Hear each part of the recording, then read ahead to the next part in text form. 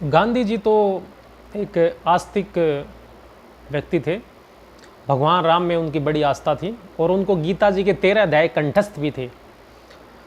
और गांधी जी ने यह भी कहा कि मैं भी समाज कार्य का जितना भी करता हूँ वो सब राम नाम के प्रभाव से ही करता हूँ। गांधी जी ईश्वर को लेकर विश्वास करते थे और उन्होंने कहा भी है कि इस जगत में कोई अवर्णनीय छिपी शक्ति घट घट में भरी हुई है। यह मुझे उन आँखों से तो नहीं दिखाई देती, फिर भी मुझे यह प्रतीति जरूर होती है कि वह है। उसके वर्णन के लिए कोई विशेष काफ़ी आवश्यकता नहीं है वाणी की, क्योंकि वाणी के द्वारा ईश्वर का वर्णन नहीं हो नहीं सकता, क्योंकि वाणी भी जो है कि सीमित तक हम उसका वर्णन कर सकते हैं। क्योंकि ये जो वाणी होती है करण है, करण उसको बोलते हैं जिसके द्वारा कार्य की सिद्धि की जाए, उसका नाम होता है करण। तो गांधी जी लिखते हैं कि फिर भी थोड़े अंश में ईश्वर की अस्थि को सिद्ध करने के लिए बुद्धि तर्क का प्रयोग हो सकता है।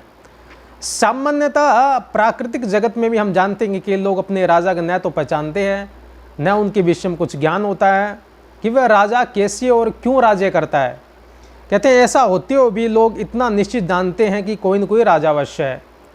गांधी जी कहते हैं कि मैसूर यात्रा में मैंने ऐसे अबोध लोग पाए जिनको पता ही नहीं था कि मैसूर में कौन राज्य करता है। जब मैंने उनसे पूछा तब उन्होंने जवाब दिया कोई देव राज्य करता होगा। इससे यह नतीजा निकलता है कि जब इन लोगों का ज्ञान अपने राजा के बारे में इतना कम है तब मेरा ज्ञान ईश्वर के बारे में और भी कितना कम होना चाहिए, क्योंकि जितना अंतर इन लोगों के और उनके राजा के बीच में है उससे बहुत अधिक मेरे और ईश्वर के दरमियान है। ऐसी दशा में यदि मैं उस राजेश्वर परमात्मा का साक्षात्कार नहीं कर पाता तो इसमें कौन सा आश्चर्य है। परंतु जिस प्रकार मैसूर के गरीब लोग अपने राजा को न जानते हुए भी यह जानते कि हमारे देश में कुछ न कुछ व्यवस्था जरूर है, ठीक उसी तरह मैं भी जानता हूं कि इस जगत में एक बड़ी व्यवस्था कायम है। मैं अनुभव करता हूं कि इस विश्व की प्रत्येक वस्तु तथा प्रत्येक जीवधारी एक अविचल नियंत्रण के मातहत काम कर रहे हैं।